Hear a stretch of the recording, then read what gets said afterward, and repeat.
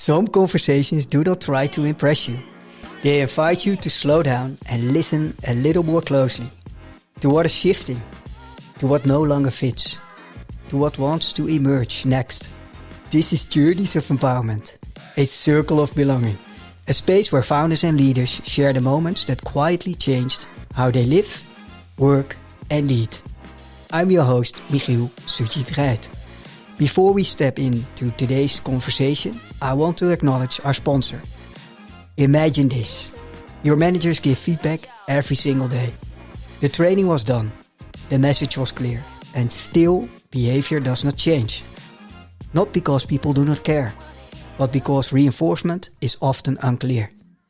And leaders do not actually know what is driving behavior in their teams. That is where Reinforcer.ai comes in. Reinforcer.ai analyzes everyday leadership conversations and show managers very concretely what reinforced the right behavior, what missed the mark, and what to focus on next time. It's built on proven behavioral science and makes behavior change practical, measurable, and part of daily work. If you are curious what your daily conversations are really reinforcing, you can explore Reinforcer.ai. And now, let us return to the heart of this episode. Let's step into this conversation. What if the moment you finally get an answer is not the end of a struggle, but the beginning of a different relationship with yourself? In this episode, I sat down with Yann Ghisalberti, a former IT project and program manager, and someone who rebuilt his life after a fifth burnout led to an adult diagnosis of ADHD and later autism. Today, Yann supports others as a coach and founder of Coach for ADHD in Amsterdam, with a deep focus on neurodivergence, trauma and belonging. Yann grew up learning how to cope with being different long before he had words for it. Years of stress, control and self-blame followed, until his body made it impossible to keep going. What stayed with me was how honestly he spoke about guilt, about the hidden cost of functioning, and about the slow return to self-trust. Not as a breakthrough moment, but as a long walk, step by step, with support. We talked about what it is the fifth burnout finally revealed, why diagnosis can bring relief and then grief, how emotional dysregulation shows up even when you know better, what ADHD and autism asked of his relationships and his parenting, and how he moved from survival into purpose by building a coaching practice and a French-speaking support group in Amsterdam. He put it plainly, diagnosis is not a solution, it's the start. And this stayed with me. Awareness alone does not change your life, but it can finally open doorway that is real. Let's take a breath and begin. Yann, welcome to Journeys of Empowerment. Thank you for having me. It's such an honor, and I was really looking forward to our conversation. And I think I would love to start with a little brief introduction. Of course, people who are listening right now have heard already the introduction about you and what you're doing. But the reason for me becoming curious about who you are is that we meet each other quite a few times now at Women Help at Work, beautiful organized by Embrace Health, formerly Mama Moon of Kasia. And we are the rare few men, male ally at that event, those events, multiple events. And so that made me curious. Hey, Yann, what brings Yann here? And also, what are you doing professionally? And so I thought last time I thought, okay, in December. The 3rd of December was the last of 2025, was the event, and I thought, I have to invite Yann. And then we started into the pre-video call, and it became right away clear why my intuition nudged me and the urge to invite you to Journeys of Empowerment. So welcome and thank you for being here.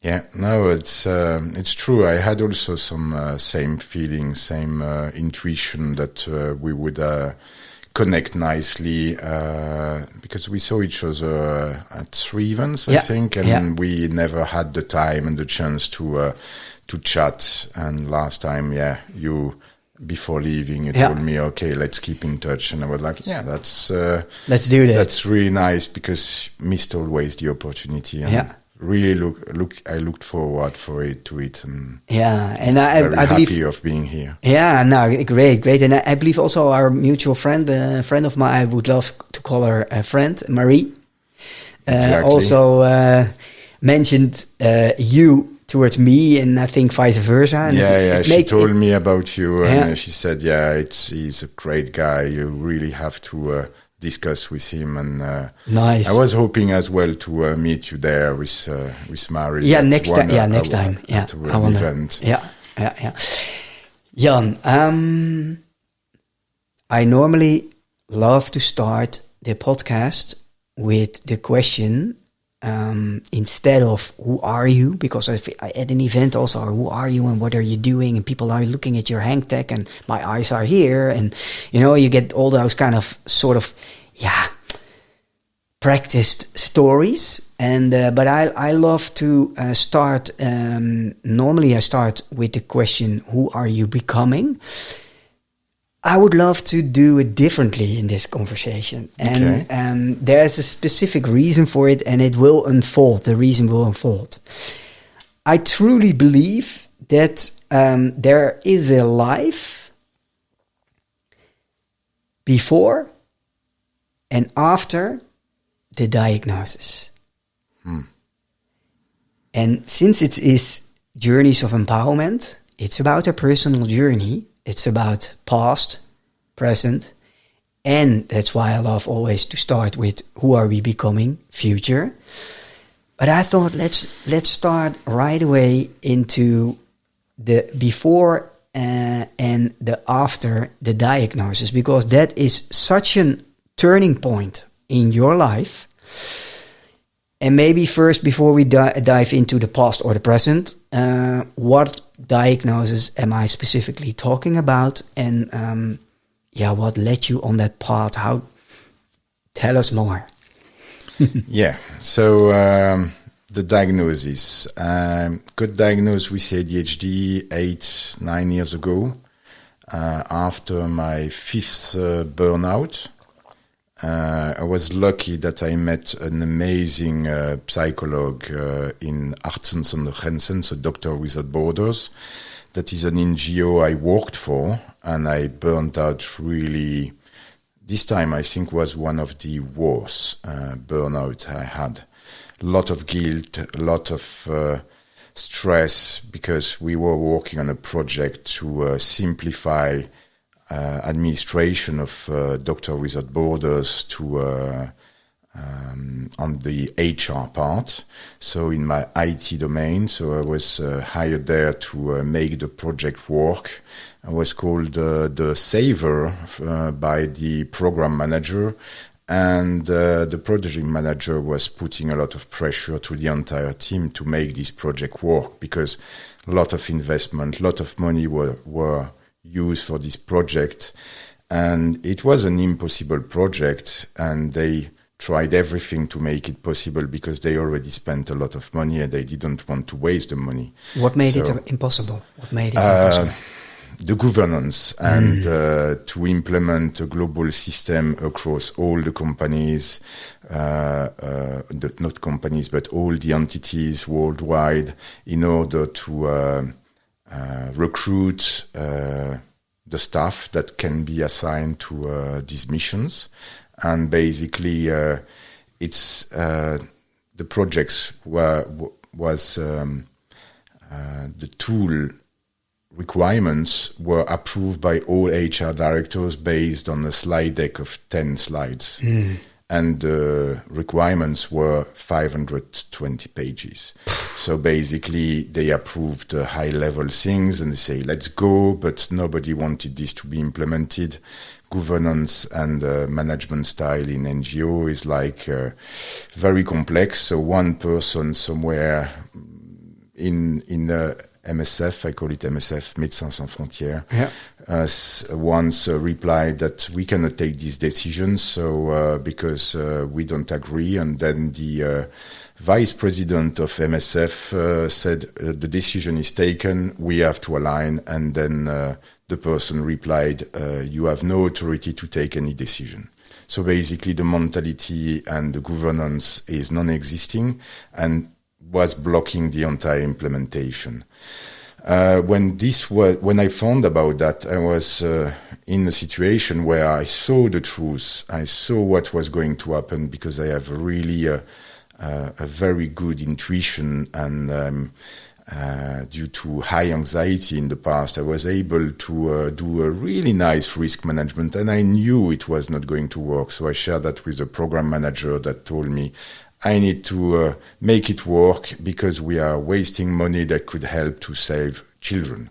And then the guilt started to build up, until I was still trying to believe in it. I was still trying to work in it until I crashed. To who did you feel, sorry to step in, but to understand, where does the guilt feeling come from then? Where did you feel guilty about? It was mainly that we could use all this money to basically invest on missions and save people and treat and provide health support to people in need. Burning money without the impact. Burning the money, and basically we were all in a situation that we were kind of not gambling, but you have put so much money that you are like, we cannot make this a waste, so let's put more money to make it work. Let's put more money, let's put more effort, let's put more resource, let's try more. And it was just an impossible situation. And the same for Lidl. I think you know Lidl. Lidl had a project of 4 years to implement a global system to change all their system using SAP. After 4 years, the CEO said, okay, we have to stop. It's not working. Let's stop putting more money. Let's stop this craziness. And someone had to do the same there. And I was trying to help, and to the top management of MSF, management's big word for NGO, but the key people in MSF to open the eyes and stop the mess. But I was getting pushed back by the people that still believed in it. So I was misaligned, and then I really, when I saw that there was no positive outcome, I completely crashed. Even the HR advisor that was part of the team worked 15 years in MSF. She went in burnout and she left, and she said, I will never come back, because this project is worse than Afghanistan. She was bombed. The hospital she was in was bombed in Afghanistan, and basically she said, this project is even worse. So I was like, yeah, it's not only me, it's really, we are in a deep shit. And then I crashed. And what made you feel that it was specifically for you? Because to understand what for you made it feel that it was a burnout. I couldn't do anything anymore. I was like just crying and crying, and any communication, anything was just crying or sleeping or wanting to disappear, wanting to escape and to avoid all these thoughts, all this rumination. I was just unable to do anything, and everything happening in my life was drama, and everything was, I wanted to disappear. But I never wanted to take my life, but I had this dream of, can I be on an island alone without anybody? I need to disappear from all, to get rid of this environment, toxic environment. I need to get out of this shit. And I couldn't do anything. I was like, everything of my life was like so hard to do. Recently, I also listened to a nice documentary about burnout. There are people that lose their hair during overnight. People wake up blind. People wake up without voice, without being able to speak. Or in one night, the hair become completely gray. One night, proven scientifically. So burnout has really a big impact on your body. And so, what did you do then? You had to stop working. So I called the HR manager, and I was just completely. I was not talking. I was not making sense, and I was crying, and she said, "You need to take time off. Take time off. We'll send you to the Arbo doctor," because I was working for the Dutch organization. I arrived at the Arbo doctor 2 weeks after, and the Arbo doctor said, "Oh, you are in this project. Yeah, so many people before you. I'm not surprised. So you need to take a lot of time off." "No, I can't, because I need to go back, save the project." It was like, no, you don't go back until you have a different approach, because right now this is not good for you.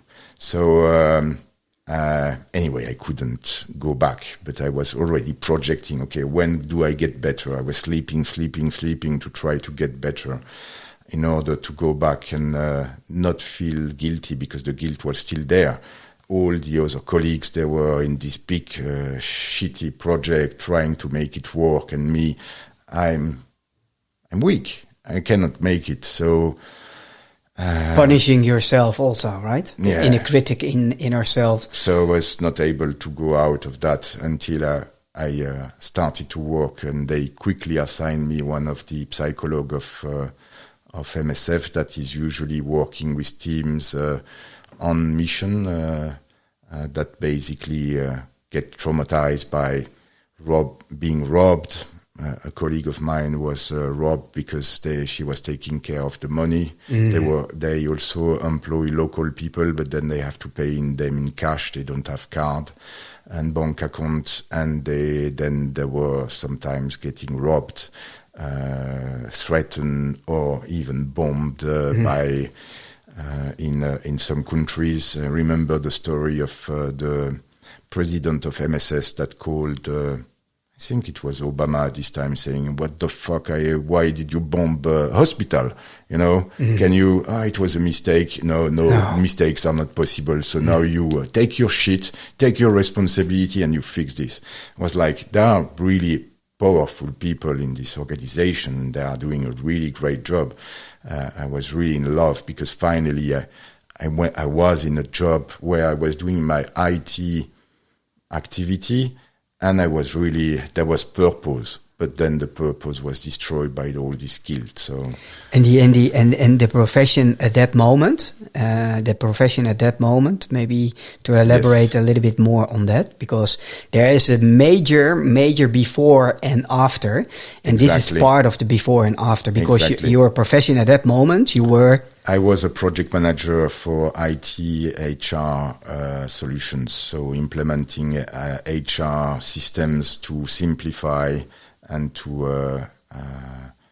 improve processes into companies. And I've finally managed to do that for a really nice company. Yeah. And that was my expertise. And I worked in total 15 years in the IT side, first consultant, then expert, then manager, then project manager, program manager, freelance. Then I worked for, I also worked for an NGO. As I said before, I worked freelance. And then at the end, I even worked for a startup, and I tried all the different jobs there. But at the end, I found out that I don't like my job.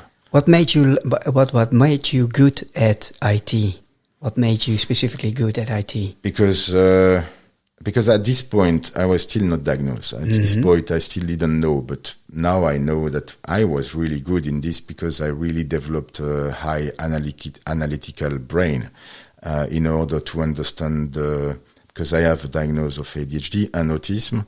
And with my autism, I was able to be super structured, very analytical. I had to be analytical to analyze the surrounding, analyze everything in order to understand how to react to social situation, how to solve problems, how to solve my problems, because I was surviving with undiagnosed ADHD and autism. So I was really good, a really analytical person. And also I thought during a period that I was very good in IT because I was a binary person, 0-1. Because for me, things are only like either I do nothing or I do it fully. It's very difficult for me now I'm managing better after many years of therapy and many years of coaching, and even being a coach myself, I manage much better to also have the 0.5 or let's say black-white to manage. There's also many shades of gray, right? Zone, yeah. Hey, Jan, you mentioned something very important before we move on. You mentioned I was surviving. I think it's good at least also for me, but it's not about me. It's one of the principles of the podcast. Although it starts with me, it's not about me. But it's about, it's for our audience and for me also to understand, what do you mean by surviving? What were you surviving? So when you were not diagnosed, you were surviving. That's what you specifically mentioned. What do you mean by surviving? Being different and having behaviors that are sometimes uncontrollable, that you cannot control, that basically impulsivity from the ADHD, blindness from the autism, or overthinking. All these behaviors were really complicated to handle without being diagnosed. So being diagnosed is not only a label, or it's not putting people in a box, but it's also for people to understand. And me, I really was like, I didn't know myself. I didn't understand myself. I didn't understand why I was doing 10 times the same mistakes. I broke different bones in my body because impulsively I went for the fun, and I had an accident. I broke my bones, arm, hand, finger, many times, and I was really tired of repeating the same mistakes and again, and blaming myself, trying to feel guilty, to remember the next time I should not do this impulsivity, I should control myself. So I also started to be super control freak because I needed to control myself. And every time I was letting go the control, I was hurting myself or doing something stupid or saying something I shouldn't. And I was always, a bit weird, and I was always a bit flagged as high emotional when I was a kid. Then I learned to hide my emotions. I learned to hide them very deeply and to be normal, like they say in Dutch, to be like doe maar normaal, dan doe je al gek genoeg. Yes. I had yesterday a same conversation with someone else, and completely different angle, but also she said, and she's also she's Chinese and but speaks very well English. She said, but also Dutch, and she said, doe maar normaal en dan doe je al gek genoeg. And it's typical Dutch. Do normal, behave normal, then it's crazy enough. So it was really surviving. It was really from everything in my life was stressing me. I was using stress as a motor to push myself to do things. I learned to use anxiety and fear to control myself. So a mix of fear and a mix of push harder, hurry up, be strong, do better, all this push, high demanding. I call it, we call it driver in transaction analysis. All these please others, be normal, don't be yourself. Don't be yourself. Oh, wow. So basically, it was a period where I was really like in survival mode until, I crashed for the 5th time, which was a really big crash. And I met this amazing psychologist named Kaz. I have a name memory issue, but his name I will never forget because he really helped me to recover from burnout, stop the guilt, get back on feet, recover from burnout, reintegrate in the project for a few months until the project stopped, and then they canceled the contract for everyone. And he really helped me a lot. And at the end, when I was recovered, 90% recovered, we had a last discussion, and he was like, okay, now you are recovered. I still see some symptoms and some characteristics of hyperactivity, of impulsivity, of attention issue. I was looking outside, like now I'm looking at the nice weather of the bird that goes, if a plane goes there, I would see it. So basically, it was like, there are signs of ADHD. Have you ever considered ADHD?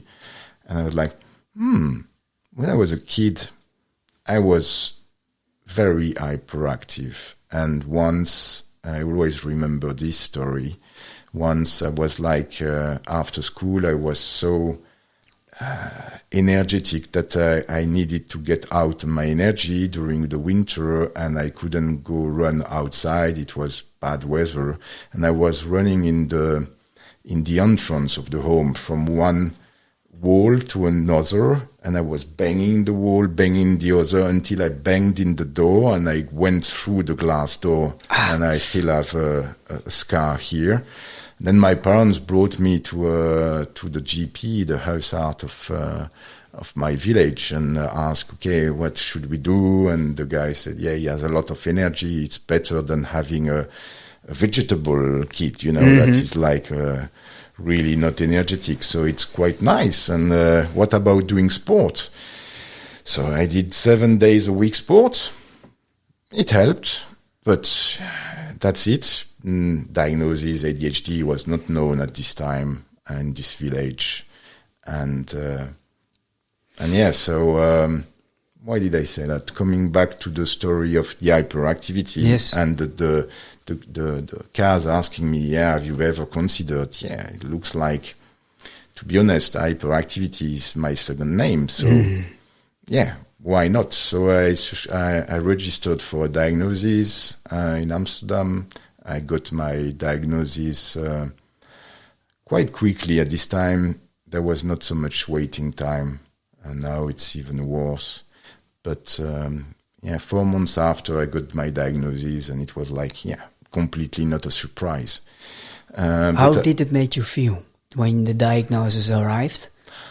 What was the diagnosis, and how did it make you feel? The first step was relieved, like, there is an explanation. And I knew it. It's kind of like looking at something you see, but you don't see. So it was really, really good first. And they also provided some structure, and they said, okay, what about starting a stimulant treatment? And then I was kind of, no, I don't want medication. I'm not sick. So happy, but I don't want the sickness part of it. I don't want to feel I have a problem and I need medication. Was it a little bit denial?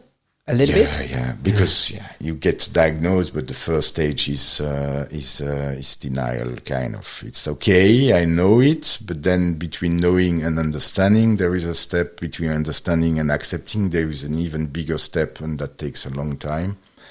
But coming back at the medication, the psychiatrist there was like, okay, you are not sure you want to take medication, but do you think it's better to drink as much as you do and to smoke weed to calm down? Do you think it's better for your body than medication we know has low side effect and less impact on your body on the long term? And I was like, how can I reply to this argument? So how did you? I said, okay, you made a point. I will try medication. So I tried medication. I completely stopped alcohol for, I think, almost a year at this time, because the psychiatrist was like, yeah, mixing with stimulant and alcohol, some people react really bad and can be really get pissed off and be really not nice to your surrounding. I didn't want that. I had enough guilt to manage. So I stopped alcohol for almost a year because I was scared. I was still using fear because diagnosis is not solution. So I was still using the fear to control myself. Diagnosis, sorry to stop you in your tracks, but this is really profound. Diagnosis is not a solution, no. It's the start. It's the start of the process. It's basically starting to understand things, but it's not taking action. Diagnosis is not the solution. It's the starting point, and it's an important part of it, becoming aware. It's the first stage. It's the first step and the stage, but... and it gives answers, but it's not a solution. All right, clear. Because afterwards... the next stage of this was like a lot of processing, a lot of thinking, a lot of looking back at my life and like... Connecting the dots. Okay, I reacted like this in this situation. Yeah, it was... Because how did I manage to function and live until 36 without diagnosis is I defined my toxic behavior or my impulsivity, the negative parts of my ADHD. I flagged it as normal. It's normal. It's very normal to yell at my kids. It's very normal to get angry at the car dealer that doesn't want to fix my car today and say come back in 1 month. It was very normal for me to react as I did, and in fact this was helping me to cope with the situation. I was even surrounding myself with friends and people that were like me or worse than me, so I can feel normal and I can feel okay. Because others are worse. Funny thing is that many of the people I surrounded myself have had ADHD, were like me. So I was feeling normal, but it was not normal. It was not healthy. It was not good for my kids. It was not good for me. It was not good for my wife. It was not good for my marriage. So after the diagnosis, looking back at all that, guilt kicked in. And we discussed a bit before the guilt can be very pervasive.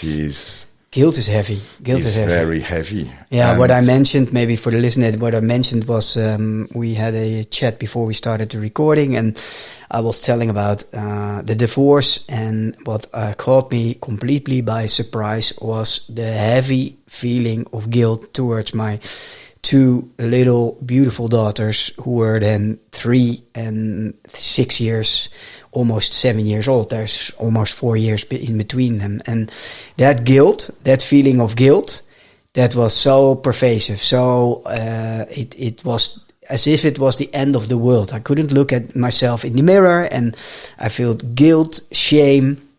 I felt lost. So, but how was that for you? How do you deal and how do you cope with guilt?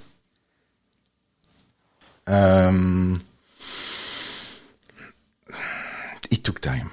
I needed support. I needed help because the other thing that happened, because I'm perhaps a bit slow in the storytelling, but what is also important to know is that when I got my diagnosis, my wife was filling in some questionnaires. And a lot of the time she was like, it resonated for her as well. And for her personally. Yeah. Not only for you, but no, also... and also potentially for the family. But focusing on her, she also was like, doubting. And then, because there was so much guilt that I was not able to handle, I was in complete autopilot of guilt management. So I was trying to escape the guilt by pushing back the responsibility to others. So then there was a period, and I've seen that in a lot of people having ADHD diagnosis. At the first few months, we are getting close to all our friends or all our the close people around us that have ADHD, and we are telling them, oh, you have ADHD, and we try to help them and to fix them because it's too complex to work on ourselves and it's easier to work on others. So in fact, I did that with my wife. So I was like, okay, you also have this problem and you also have this. And because she was also using like, oh, you have ADHD, that's why you react like that. Can you manage your ADHD and blah, blah, blah. So it was triggering too much my guilt. But then when she was doubting about her ADHD, I started to challenge her and push back the responsibility to her in our past issues and the fight we had or the issues we had with kids and for her, because she also divorced before, so she also took an impulsive decision on divorcing. There was good reasons, but she also found out that she was like, there are things in my life that I did impulsively, and then we started really to kind of do therapy to each other. To each other or with each other? No, to each other. To each other. Yeah, because I was not having enough support. No. Because I was having support. I was getting CBT every week for 10 weeks, and then CBT for the listener? Cognitive behavioral therapy. Yes. But that was it, and it was once a week, and it didn't help me to manage all this guilt, because being diagnosed as adult, looking back at all the shit, a lot of guilt came and more, and there was no support there. So I was trying to support my wife because she was also feeling guilty. I was feeling guilty.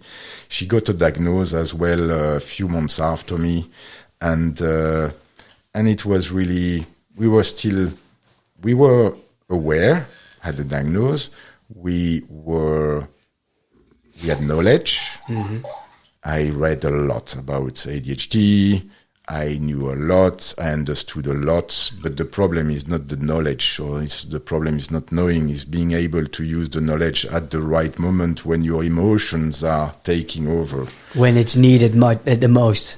When your emotions when you get emotionally dysregulated, I had an incapacity to use basically my knowledge to react correctly. And then afterwards, guilt comes because I know. Yeah, but you didn't act on it. No, I know I have ADHD. No, I know what I should do, but I cannot do it because my impulsion goes back to my old toxic patterns, my toxic things, and then more guilt and more guilt. And we were fighting really hard because we were like, as I said, understanding, knowing the diagnostic, understanding the concept of ADHD, but we were not accepting it fully. And then after I went to see another psychologist that started to reconsider my ADHD diagnosis because he saw something else in me. He was like looking at personality disorders because as coping mechanism I developed a bit of behaviors that could be associated to narcissism, because it's when you feel so guilty or you feel stupid due to the ADHD, you were flagged as lazy as a kid by teachers. You were all this self-esteem was so low that basically two options when your self-esteem is low. Either you try to pump it by being narcissistic in using pumping. So I pump myself by destroying others around. But this was not something I really liked. It's something that was misaligned to my core values, because I'm not a bad guy. I'm not. I don't want to destroy other people. I really want to help other people. So, but how can I get better then? So the other option is depression, and then looking for a solution. And do you think it's a choice? Do you believe that you made a deliberate choice on that crossroad of, let's say, A is the road of depression and then towards solution, and B is being a narcissistic prick? And do you believe in my words? Do you believe you made a sort of conscious choice? Yeah, because in fact, this was a psychologist while doing assessment on personality disorder, and I don't like to say that, but I'm smart enough to play psychologue. But he was very smart, and he was able to play me. But I still saw that he was kind of trying to pointing out some narcissism and my narcissistic traits. And I was really getting stressed, and I was then thinking about it. But it was okay, is it just behavior, slight behaviors from time to time as a everyone has as a defense mechanism, or is it really hard-coded in me? Personal trait. And that's where I was no, it's not hard-coded in me. It's a defense to avoid crashing. And now I prefer crash. I prefer getting depressed, go again. I think I again went in another burnout. And then my wife and me decided to go to see a couple therapist to do some system therapy.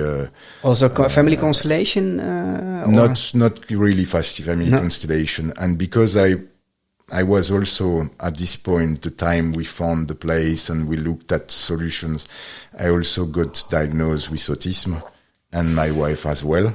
By the way, not exactly the same time, but almost in 2.5 years, I got diagnosed of ADHD. My wife got diagnosed with the ADHD, and then I got diagnosed of autism. My wife also got diagnosed of autism at the same time.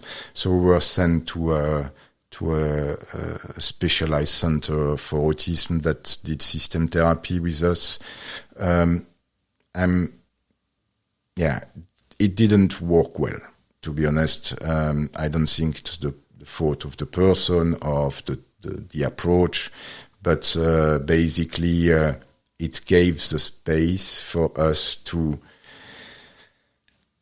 share even more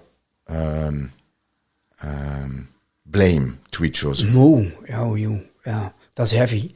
And so during the session, we were able to keep control, because we were watched by a therapist, but after the session we were even fighting more and fighting, unconsciously fighting back, because I cannot handle all this guilt. And there was no real good, we have not been helped on the guilt management, because we're not really working on ourselves, on all the guilt and all that. And we were trying to fix the couple where we still had the issue on our own guilt to manage, both for me, both my wife, and the anxiety also. That's when we decided to really work, both of us, on ourselves. Yeah, on the individual level. In order to after work on together. So that's really what changed everything. We even didn't need any couple therapy afterwards, because we managed to change things. I also thanks to my wife, I also discovered at this time about the drama triangle, the Cartman triangle, which was not explained by the couple therapist. This is something that if the person might listen, could be good to when there are some fights and between people, to really explain the concept of the drama triangle, because it's really, we were in it fully. Yeah, you have the prosecutor, you have the victim, and you have the rescuer, right? And we were playing all that role one after the other, and we were always trying to rescue, and we were feeling victim, then too much guilt, feeling persecuting, to reject the guilt to other, and a vicious cycle. And then when we managed to work on ourselves alone on this after, while we were basically fixing our anxiety, guilt in individual therapy and coaching. Also, it's when I started coaching to complement the therapy. Basically, that's when things started to get better. Still a lot of stress at work, still a lot of conflict or moments where I know... Still in IT at that moment, right? Still in IT at that moment, because I was too anxious, and I was not yet at a stage where I could take a decision on my career. And anyway, I had no clarity. I missed complete clarity on this piece. I was like completely lost. So I fixed all that, and after everything, the main root cause, and the ADHD, the autism, the understanding, the guilt management, the anxiety, I achieved a level of management that was correct. There was still something not working, and that's how I found out that the frustration that was coming out of the job. So I really loved some part of the job, like being able to meet so many people from different culture. I was working with 50 companies of the group in 50 countries. I was basically meeting a lot of new people, helping people to develop their skills in the company in India, because we had to offshore a lot. I was happy to teach others, to help others. I was preventing my team from burning out, because I was a project manager. So I was pushing back to the top management that asked me impossible thing by saying, okay, we can do it. We might be able to do it, but there is a risk that you have nobody left when we finish. So I entered in a lot of fights. I got a lot of problem with my management, because in fact I was not doing the job they were asking me to do, because I was spending too much time helping people on the people management, preventing people to burn out, and I was not saying yes to all their requests. So all these fights, all this stuff, I had to keep control on myself. I had to during the day to not tell the management to go fuck themselves, sorry for the bad words, because they were like completely toxic. They were like, okay, either we make it work or we are all fired. That was the super nice environment. Management by fear. And I was like, no, I cannot continue to do that, because end of the day, all my bucket of patience, all my bucket of control was empty. I was working from home, but then I was going to see my family, and I was unable to control myself, unable to regulate, and we were fighting, and I was like, okay, there is still a big issue I need to figure out. And that's when basically I decided to take a job coach that is basically living in this city, a really nice guy. I still forgot his name, because he has a complex name, but I will always remember him for sure. that helped me to figure out what I want to do. Because when I was like in this moment of stress, because I was like, okay, IT, I tried everything, as I said, freelance, NGO, startup. Manager, project manager. And it was like, okay, I have to change, but what do I do now? So my anxiety was still kind of coming back from time to time, and then a lot of ideas, because thanks to my ADHD, I have a lot of ideas. So I was like, okay, let's become an ambulance driver, because it's purpose. I like driving fast, or in stress situation, I can really handle well. It's also very known that people with ADHD are really good in emergency management when there is life-threatening situations. So I was like, yeah, that could be a good idea, or restart studies to become a physio. That was also an option. Open a French bakery in my area of Amsterdam. Not entire bakery, but at least just a selling point from the Fournil, which is quite known in Amsterdam.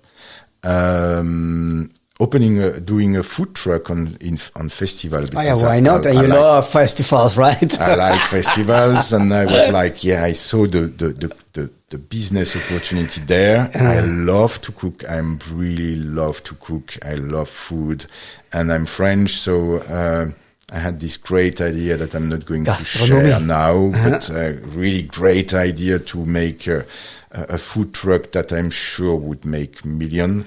But I'm not driven by money. No. And on the other hand, I was like, there was always in all these options, becoming a teacher, becoming also looking at training, giving training to people. But in all these options, there was like negative things, and the stress, the working the night, not seeing my kids, or working the weekend for the food truck. There were like the boring thing of just selling bread, and when there is no customer, I'm bored. There was so many negative things. So after some time working with the coach, we ended up. Because before I was listing all that, and then he was like, and what about coaching? Mm-hmm. And I was like, oh, coaching is, because it's coaching, there is some teaching part of it, like psychoeducation you give as a coach, but there is also the helping part that is something very big, and also the communication and the connection with people, because I was really quite good. I shared with him that there were situations I was going out of my flat in the south of France when we lived there, and took the elevator with a neighbor, and then three levels, and she was, before we arrived, she was crying because her son is leaving the house, and people tend to share their problems. People tend to trust you very fast. Trust me, to talk to me.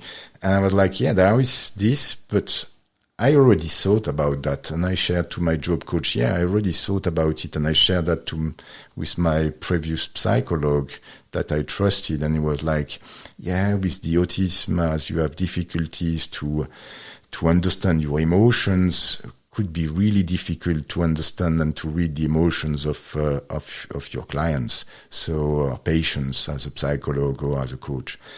And I was like, I don't think he really said it this way, but this is how I took it, like no way I could do that. And that was like, a belief, like this kind of belief that stops you from moving. And really good job coach, because he really hit found the blind spot, and that's the job of good coaches, is to find the right blind spots, and to challenge that by saying, okay, you have some autism, but you're also high ADHD, you are an extrovert, you are good with people on one-to-one, you have all that, so I don't see anything blocking there, and then I realized that was true, and in fact... Planted the seed, right? He planted the seed, and now, in fact, after some time, I shortlisted a physio, No, I shorted physio. I removed it because they were like high costs, and I didn't want to impact as much my family with 3-4 years of study at 20K.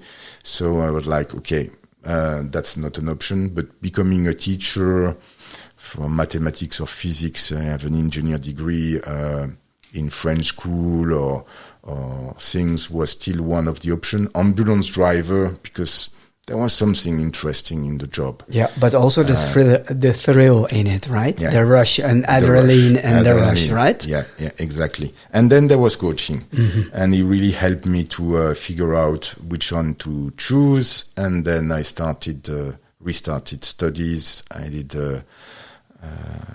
many months of training before I got enough training to start my practice. I also started another training in Netherlands at the ACC, Academy for Coaching and Counseling, that basically also give me the equivalent of HBO that is needed to be recognized as a coach, a registered coach, because it's not your credentials.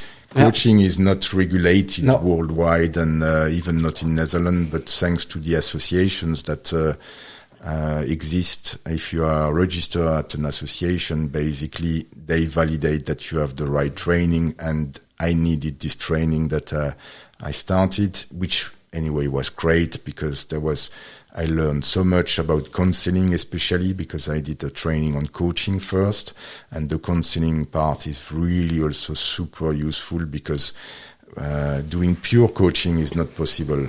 Or is possible, but is complicated because coaching is really looking at the future, while counseling is also looking at the past and the root cause. Yeah. So sometimes you can fix situation without looking at the root cause, but not too much. No, not always. No. So that's why counseling is quite also nice. So I learned a lot of things there. I'm currently doing specialization in trauma. Yeah. And next year I will do a specialization in addiction. So I've started a long journey of training, and I started my practice also. And wow. So, Jan, and what are you most learning about yourself while you're going through all the training and the coaching?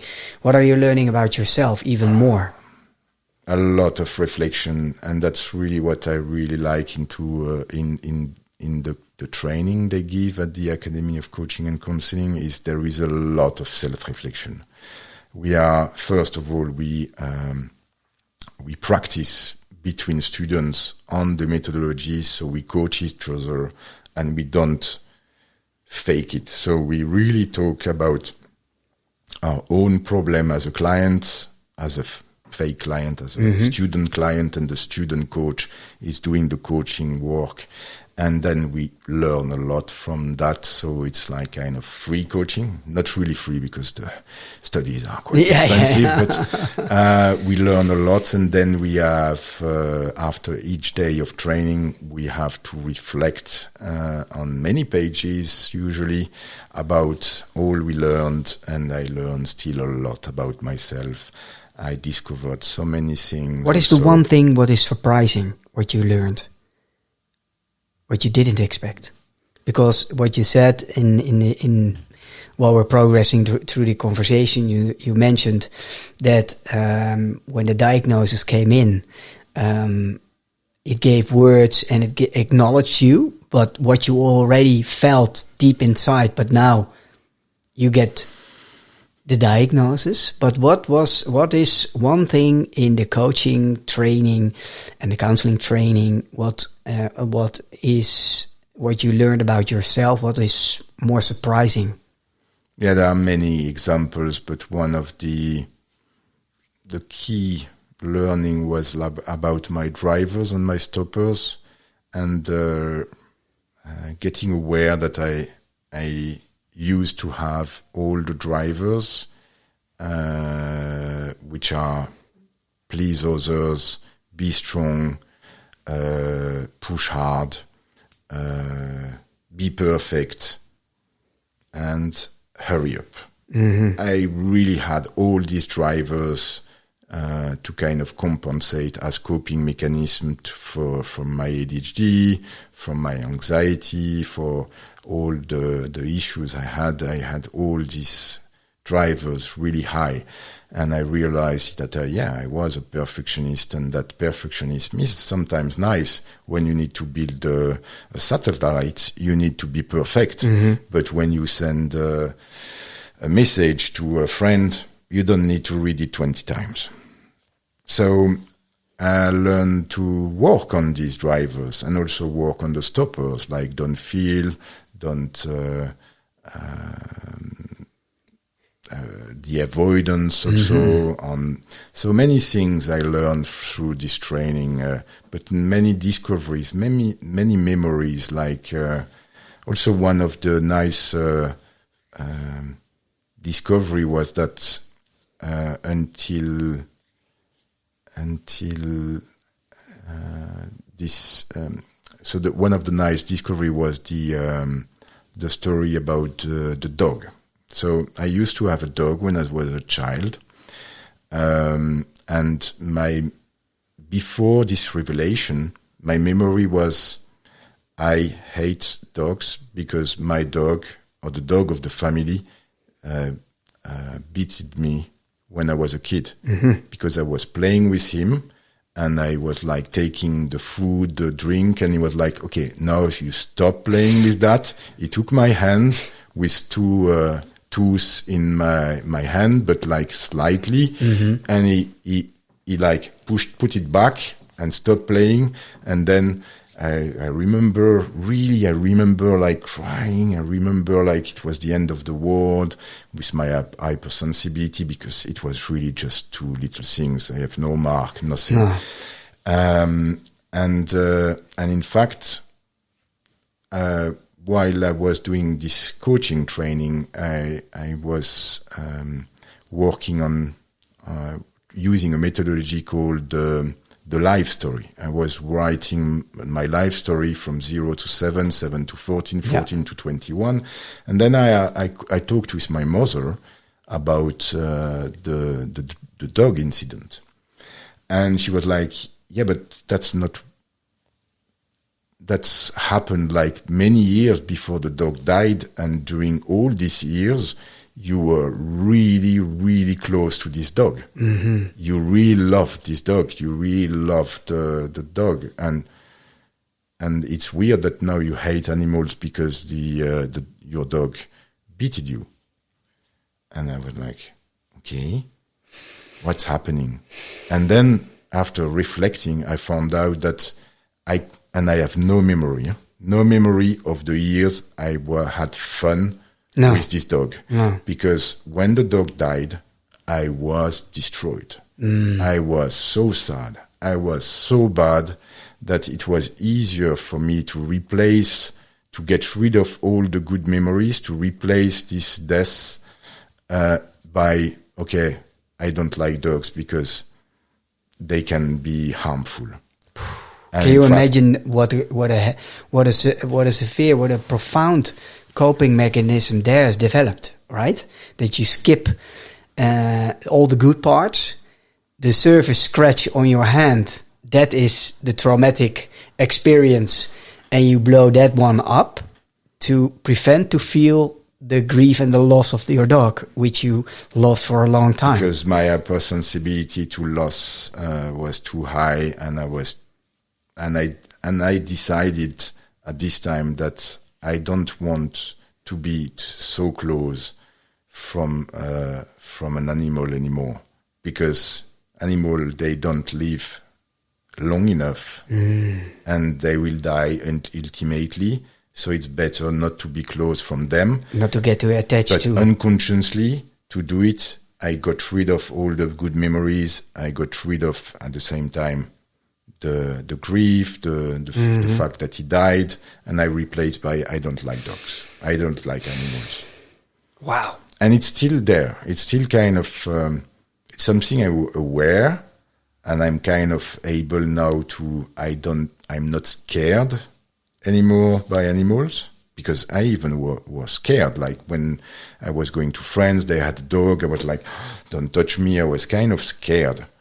And in fact, and now I'm not scared anymore, but it's still difficult for me to get close to dogs, because still, that's deep. Still a process to be able to get close to them. Now, Jan, you've mentioned also the different stages, huh? Yes. And where are you at for yourself when it comes to acceptance of the diagnosis? That's something that is really behind, and that I don't think I could have started to coach and to have clients before getting that acceptance. Fixed. Yeah. To accept my both diagnosis, to accept my limitations, but to also not take them as no way or as a reason or as an excuse to not do things. But I accept fully my diagnosis, and I clean the mess under the carpet, because it's very important. That's why also in this kind of training and they need and they want the coach, the future coach, to reflect, because you cannot arrive in a coaching discussion with a client if you have your own shit under the carpet, because at one point it's going to trigger something, or it's going to block the process and the healing or the experience and the coaching journey of the client, because unconsciously it will come. There will be transference. Are you aware of the transference concept? No, maybe we can elaborate a little bit on it. Yeah, so the transference, basically, let's have a situation where you are my client and I'm your coach. But physically, I remind you of someone that you hated. You, without knowing, you might get defensive, or you might have difficulties to trust me, because I remind you this person. So it could be physically, but there could be also an example of if you are a client and when you were young, you always had teachers that were like telling you what to do. You were the good student and you were doing your best. And if in fact you arrive in the coaching session and I start doing psychoeducation, there is a possibility that basically you see me as a teacher and you start playing the good student. And then the counter-transference is when I basically would validate this and say, oh yeah, you did a good job, you did your homework, you are a good student. And then I keep it reinforces each other, right? Yeah. So the same with, like, if I would have a client that reminds me my father, because he would say always the reverse of what I'm saying, or he would be look for conflict, because a long history of conflict with my father. I would also be disturbed by that, and I might start to enter in transference and content transference. Then that has an impact on the client's needs. So I would not work for the client, but I would work for me. For me, yeah, for you, yeah. Wow, Jan, but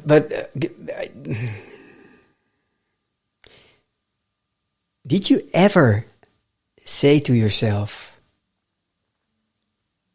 I'm proud of who I am becoming? Yeah. Not often, but I'm so much happier now that I found finally my purpose in life. Doing this job is like my dream job. I also started a support group called the Café TDH for French-speaking people in Amsterdam, to have a place without judgment, where people can come and share their struggles, so we don't feel alone. Is that a LinkedIn group or is it a website? Do you have a website for it? I have a website, yeah. Ah, okay. Then we share that in the show notes because I think that's very important to share. Yeah, and it's really something I'm doing. It's not a business. It's pro bono, but it comes from the heart. Yeah, and I got lucky to meet the right people. The association Impulse and For Blind that sponsor the event. They mainly have Dutch ADHD cafe and one international cafe in English in Amsterdam that from someone that is a good colleague, a good friend, José, and then I have this French one, and that's the only foreign language support group that exists in Netherlands. Official ones sponsored by association. So I'm very proud of that. I'm very happy. And yeah, it's really the night and day between before and where you are at now. But it was a long journey. So because this kind of journey is not, I used to say that to my clients, it's not a sprint, you know. No. It's even not a marathon. No. It's like a meta-marathon. A slow walk. Mm-hmm. Are you familiar with this amazing woman that is doing walking across Europe for prevention of suicide? Mm-hmm. You know her? Mm-hmm. Yeah.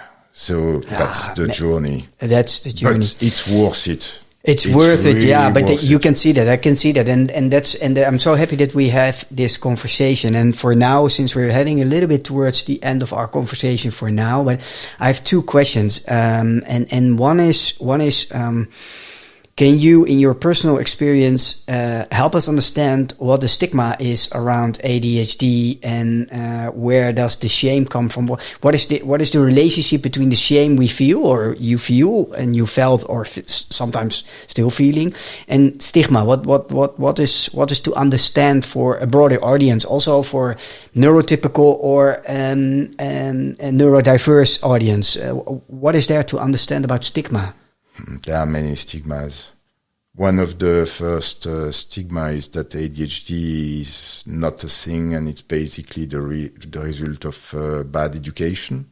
There are still some specialists, trained psychologues that believe that in the world, that it's mainly due to the education, and it's proven that it's a neurobiological imbalance and issue.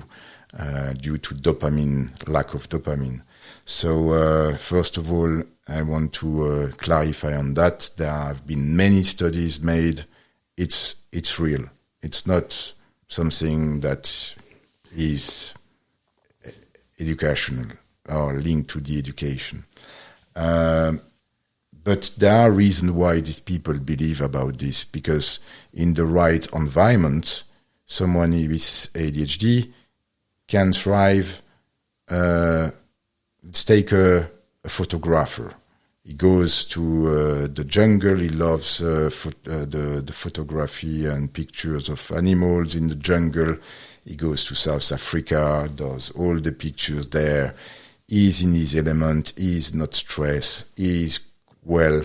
But when he comes back home and he lands at Schiphol Airport, the noise, the people, the stress, the environment, he start to feel a bit uncomfortable, and that's okay. But if you put him in a stressful situation, forcing him to do things that he doesn't want, he will start to have disorder, and that's the D in ADHD.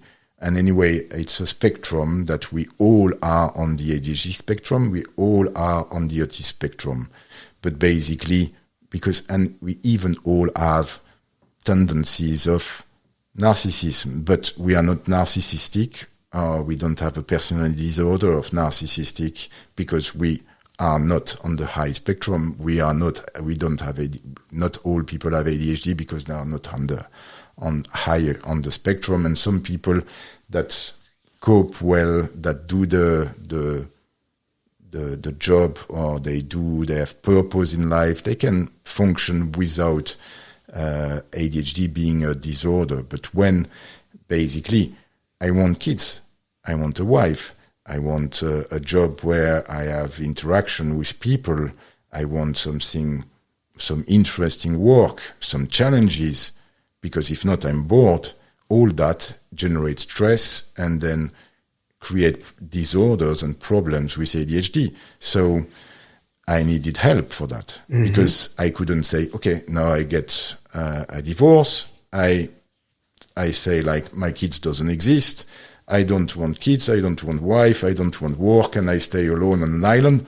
It's not feasible. No. So basically, so that's from the professional therapy side help, but also what do you believe? That's why we met also the women's health at workplace. What do we need to understand at the workplace around? There's also stigma in the workplace when it comes to ADHD. One of the biggest stigma is still about mental health is not important compared to physical health. And especially that's something that is really mainly the case for men. Women are more open and have been more open. There are still some women that are like not taking care of their mental health, are waiting to crash or for their body to crash to start to be okay. I also need to take care of my mental health. But there is more progress on women around that. But men there is still the stigma, because there is this kind of blockage that men don't see mental health as important, because for them they are not allowed by the society to be vulnerable. They should be strong. They should be good father. They should be strong enough to manage a company, strong enough to manage a family, and they are not. They cannot be weak. And for them, there is this stigma that vulnerability, that struggling in life is a weakness. But vulnerability is what makes our society, that helps not the society to collapse, because this is where we have compassion, where we are helping each other, because we cannot be on our own. We cannot move mountains just on our own. We need other people, and we need to make things good for the planet. And that's where basically the stigma is still is that many men feel the need of being strong, and if they cut a finger, they would go to the hospital. But if basically they cannot function and they have to take drugs or cocaine or drinking, there are some CEO in France, they drink a bottle of whiskey per day minimum, and then they function with cocaine and whiskey, and because they cannot be weak, they cannot get help, they cannot ask help for help. It's not that they cannot get help, they cannot ask for help. And that's something that I'm already trying to advocate, so that many stimulate men, that we are willing to ask for help. Yeah. And to make sure that these men are not ashamed of asking for help and don't wait. It's too late. Let's turn it around. How easy is it for you right now to ask for help, and how easy was it 15 years ago? 15 years ago? Mm-hmm. No way. I should be able to do everything on my own. Mm-hmm. I should... You see, your whole body language is changing right now. Like, true. It's a complete difference. It's I was able to share with people I trusted my struggles, but That's it. And going to a psycholog or going to a mental health center or to a coach, that was weak. All that. It was weak, but also because there was and that's sort of another stigma. It's about I'm sick. Acknowledging that you're sick. And acknowledging that you are sick, but also the mental health sickness has for a long time been seen as, oh, he's a psychopath, or he's schizophrenic, or he's like completely a danger for the society, and they need to be locked up with in a kind of prison. The psychiatric hospital looks like prison, and still now. So this is the fear of being doomed or being excluded, and was so high that I didn't want to ask for help. Jan, and then the question on top of that is, with all the lived experience, with all the knowledge of now, with all the training, with all the stages you went through from denial to acceptance and further, what would you love to whisper in the ear of the 15-year younger you when it comes to asking for help? What would you have loved to whisper if we could turn back time? That's even an exercise. I think I did, write a letter to my inner child. So a lot, but mainly is like you are strong enough, you are good enough, and you deserve to get help when you struggle. Goosebumps. Beautiful. Thank you. Wow. How does that feel if you say that right now? It feels good, and that's what I'm doing with my kids now. And my kids also get the help they need. I also know as a father that I cannot do everything. I cannot be their best friend. I cannot be their father. I cannot be their mentor. I cannot be their teacher. I cannot be their psychologist. I cannot be their coach. They need help. If they need help, they need to get help from other people that are specialized in that. And even I'm a coach, I'm a professional coach. Yeah, but you're the father. ADHD, and my kids have sometimes struggles with executive functions and stuff, but I cannot coach them because there is too much emotion involved, and then it's not working. No. So they are allowed to get the help. I'm helping them to accept help and to reach for help. And as this really nice guy I told you before, Kaz, the psychologue of MSF, said, I finally broke the pattern and the loop of the family that for many years there was no willing to address the mental health and ask for help. Breaking the cycle. Wow. The cycle, yeah. Wow. So also very proud. It looks like... Sorry. You always... I'm feeling very proud. I love that when people repeat that. So this interview is quite very interesting because it makes me reflect of the big journey and of how happy I am. And, but yeah, I avoid to say that I'm proud, that I'm smart, because I don't feel higher or better than other people. And that's one of one of the concept of coaching. And anyway, it was always one of my concepts. We are all equal in the world. And I really love France for this. Let me be clear, for the égalité, fraternité, liberté, and the being equal is one of the three main points of France. Is it true today? Not really. But for you, that's it's another, true. Yeah, another for topic. you, the equality part is very important. We are all at the same level. I'm not better than my clients, and I have done worse things that they ever can imagine. I've done so many bad things. So every client coming and starting to feel ashamed, I'm like, okay, I stop you right there. Because if you feel ashamed about what you do wrong, what you did wrong, just tell me, because I'm going to give you an example of something even worse. Because I have done everything that you can imagine. I'm happy I'm still alive. Me too, and I'm happy that we had this conversation. Thank you so much. You've shared so many beautiful nuggets, and I truly hope that,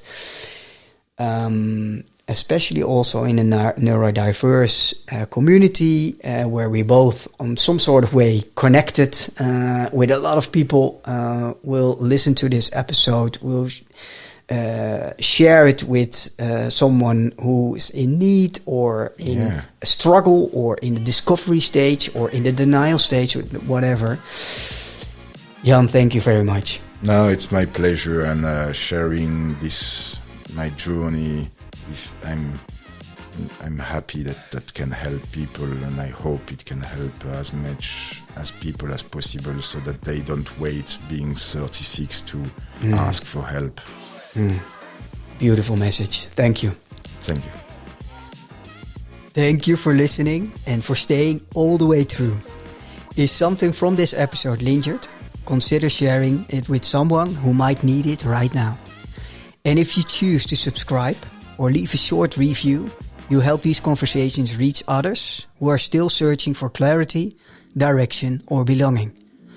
And if you're a founder listening who feels the work no longer fully fits, there's a space to pause, a grounded conversation to explore what gives you energy, what drains it, and what may be asking to shift.